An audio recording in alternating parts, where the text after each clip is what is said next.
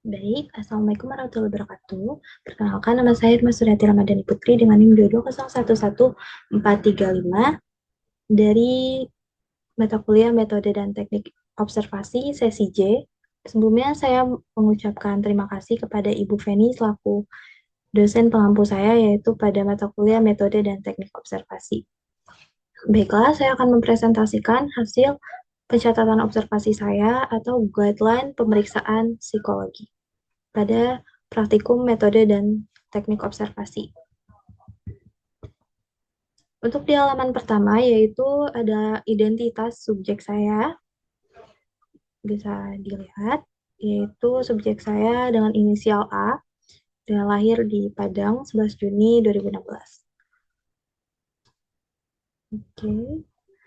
Nah, untuk konstruk observasi saya ini, saya menggunakan perilaku agresi atau agresivitas.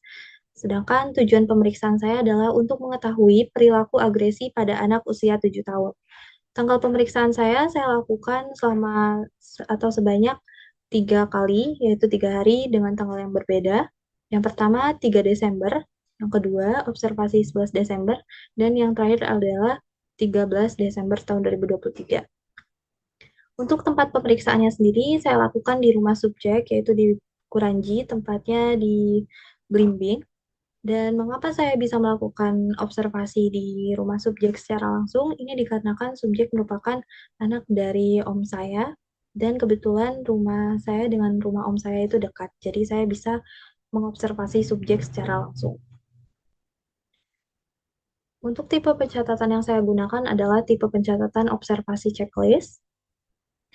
Dan untuk status presence-nya, yaitu A, merupakan seorang anak perempuan berusia 7 tahun, dan atau saat ini masih menduduki bangku kelas 1 sekolah dasar. A memiliki ciri fisik diantaranya rambut berwarna hitam dengan panjang sebahu, kulit sawo matang, mata berwarna hitam, dan memiliki berat badan diperkirakan 20 kg, dan tinggi badan diperkirakan 10 cm, 110 cm. Kesan saya saat pertama kali bertemu dengan A, ia merupakan anak yang aktif dan senang berinteraksi dengan orang lain. Selain itu, A juga sangat suka bermain dengan lingkungan teman-temannya atau di sekitar rumahnya. Selain itu, A juga sangat senang menggambar dan juga mewarnai. Untuk landasan teori saya, yaitu definisi konseptualnya, mencakupi pengertian perilaku agresi atau agresivitas dari beberapa ahli. Yaitu pertama, menurut Baron dalam Tola 2018, agresivitas adalah tingkah laku individu yang ditujukan untuk melukai atau mencelakakan individu lain yang tidak menginginkan adanya perilaku tersebut. Sedangkan agresivitas juga diartikan sebagai perilaku atau kecenderungan perilaku yang dengan sengaja menyakiti orang lain, baik secara fisik maupun psikologis. Hal ini diungkapkan oleh Bush dan Perry dalam Umarov tahun 2017. Selanjutnya ada pun menurut Atkinson tahun 2005, dalam Syarif tahun 2017, yaitu perilaku agresi adalah perilaku yang dimaksudkan melukai orang lain atau harta benda. Sedangkan menurut McNeil dan Stewart dalam Hanurawan tahun 2010 dan juga dalam Syarif tahun 2017 menjelaskan bahwa perilaku agresif adalah suatu perilaku atau suatu tindakan yang diniatkan untuk mendominasi atau berperilaku secara destruktif melalui kekuatan verbal maupun kekuatan fisik yang diarahkan pada objek sasaran perilaku agresif. Oke. Selanjutnya, adapun aspek atau dimensi. Aspek dan dimensi ini dikutip dari menurut Bush dan Dani dalam Umarov tahun 2017, tindakan agresi tersebut dibagi menjadi 3 aspek, yaitu ada aspek fisik, verbal, dan juga kemarahan. Untuk aspek fisik termasuk tindakan yang menyakiti atau mengganggu orang lain. Misalnya seperti merusak barang, memukul, menendang, dan juga mendorong. Untuk yang kedua, yaitu aspek verbal, di mana agresi dalam bentuk menyakiti orang lain dengan menggunakan kata-kata seperti membentak, berdebat, atau membantah, dan juga mengejek. Sedangkan yang terakhir adalah aspek kemarahan. Ini berkaitan dengan masalah pengontrolan emosi seperti marah atau rasa jengkel. Jadi dari beberapa pendapat ahli tadi, dapat diketahui bahwa definisi operasionalnya, jadi agresivitas merupakan perilaku individu yang bertujuan untuk melukai atau mencelakai individu lain baik secara fisik maupun psikologis. Selanjutnya ada pun blueprint atau panduan observasi. Dari aspek pertama, yaitu aspek fisik, dengan indikator terbagi menjadi 3, yaitu untuk indikator pertama, 1A, yaitu sikap individu terhadap orang lain yang menjadi sumber masalah. Indikator perilakunya meliputi memukul atau menampar saat menghadapi orang yang menjadi sumber masalahnya, dan yang kedua, mencubit dan mencakar saat menghadapi orang yang menjadi sumber masalahnya. Untuk indikator aspek fisik yang kedua adalah sikap individu saat diganggu oleh orang lain. Indikator perilakunya meliputi terlibat perkelahian yang melibatkan fisik seperti mendorong dengan sengaja. Yang kedua, menjabak rambut orang yang mengganggu dengan kuat. Dan yang ketiga, memukul dengan benda di sekitarnya dan diarahkan secara sengaja kepada orang lain. Lalu, untuk aspek fisik dengan indikator yang ketiga merupakan perilaku jahil atau usil pada orang lain. Untuk indikator perilakunya meliputi menyembunyikan barang orang lain dengan sengaja, yang kedua mengejutkan orang lain dengan sengaja, dan yang ketiga menjegal kaki orang lain yang sedang jalan dengan cara sengaja. Untuk aspek kedua yaitu aspek verbal, di mana indikator perilakunya terbagi menjadi 3, dengan indikator pertama yaitu perilaku saat diganggu oleh orang lain. Indikator perilakunya meliputi memarahi orang lain dengan nada tinggi, dan yang kedua mengumpat dengan kata-kata yang kasar. Sedangkan untuk indikator yang kedua, perilaku mengancam dan menghasut terhadap individu yang tidak disukai. Indikator perilakunya meliputi menghasut teman untuk ikut memukuli orang yang tidak disukai. Yang kedua, menghasut teman untuk ikut menjauhi orang yang tidak disukai, serta menghasut teman untuk ikut mengejek atau membuli secara verbal kepada orang yang tidak disukai. Yang terakhir adalah ini pada aspek verbal dengan indikator perilaku mengancam orang lain. Indikator perilakunya meliputi mengancam orang lain dengan kata-kata awas, menakut-nakuti orang lain, dan tertawa puas jika orang lain merasa takut. Pada aspek terakhir, yaitu kemarahan, indikatornya terbagi menjadi 2, yaitu perilaku ketika meluapkan rasa marah. Untuk indikator perilakunya, ekspresi muka seperti alis mata yang mengernyit ke tengah, dan yang kedua, sorot matanya tajam, dan yang ketiga, otot rahang dan gigi seperti menggigit. Untuk aspek kemarahan pada indikator yang keduanya adalah perilaku ketika meluapkan rasa kesal. Indikator perilakunya meliputi kepala dan alis mengarah ke bawah, dan juga rahang menjadi tegang dalam postur menggigit yang menekan bibir bawah ke depan dan membuat mulut melengkung ke bawah.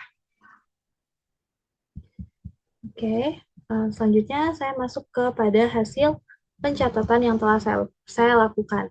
Pada pencatatan ini, observer menggunakan metode pencatatan checklist yang dimana perilaku yang diobservasi sudah lebih dulu disediakan panduannya.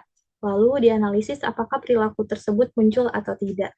Pencatatannya dilakukan tentu saja di rumah subjek, tepatnya di Belimbing Kurangi, dengan suasana A, sedang berkumpul atau bermain dengan saudara perempuannya dan juga dengan teman-temannya. Untuk hasil pencatatannya adalah sebagai berikut. Pada aspek fisik, dengan indikator sikap individu terhadap orang lain yang menjadi sumber masalah, dan indikator perilakunya memukul atau menampar saat menghadapi orang yang menjadi sumber masalahnya, dan mencubit dan mencakar saat menghadapi orang yang menjadi sumber masalah, A memenuhi. Pada indikator yang kedua, yaitu sikap individu saat diganggu orang lain, A juga cukup memenuhi, namun pada indikator perilaku nomor 2, A tidak memenuhi. Yang ketiga, perilaku jahil atau usil pada orang lain. Untuk indikator perilakunya A juga memenuhi, namun pada nomor 3, indikator perilaku menjegal kaki orang lain yang sedang jalan secara sengaja itu tidak memenuhi. Untuk aspek verbalnya, pada indikator pertama yaitu perilaku saat diganggu oleh orang lain, yang dimana indikator perilakunya memarahi orang lain dengan nada tinggi dan mengumpat dengan kata-kata kasar, A memenuhi kedua indikator perilaku tersebut. Dan untuk indikator selanjutnya, perilaku mengancam dan menghasut terhadap individu yang tidak disukai, A tidak memenuhi kedua indikator perilaku, namun memenuhi salah satu indikator perilaku, yaitu menghasut teman untuk ikut mengejek atau membuli secara verbal kepada orang yang tidak disukai. Untuk yang terakhir adalah perilaku mengancam orang lain, yang dimana A memenuhi segala indikator perilaku. Untuk aspek kemarahan dengan indikator perilaku ketika meluapkan rasa marah, dan juga perilaku ketika meluapkan rasa kesal dengan indikator perilaku yang telah disebutkan di tabel, A memenuhi indikator dan aspek tersebut. Baiklah, jadi berdasarkan hasil observasi yang saya lakukan selama 3 hari, hanya memperlihatkan perilaku agresi pada beberapa aspek dan indikator saja. Artinya tidak semua indikator terpenuhi, atau indikator perilaku itu tidak terpenuhi. Dan dari hasil pencatatan tersebut, saya sebagai observer dapat melihat aspek dan indikator mana yang paling tinggi. Dan aspek yang paling tinggi adalah aspek kemarahan, di mana seluruh indikatornya dan juga indikator perilaku memenuhi perilaku subjek. Jika dilihat kembali pada tabel hasil pencatatan, hampir tidak ada aspek dan indikator yang lebih rendah.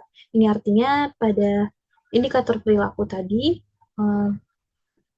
ada 2 indikator perilaku yang terpenuhi dan 1 indikator yang tidak terpenuhi. Nah, namun walaupun ada indikator yang tidak terpenuhi, pada dasarnya dari hasil observasi yang telah saya lakukan kepada A, perilaku agresi yang ditampilkan pada A yang masih berusia 7 tahun, ini berkategori tinggi. Ini untuk referensinya dan juga hasil dokumentasi saya dengan A.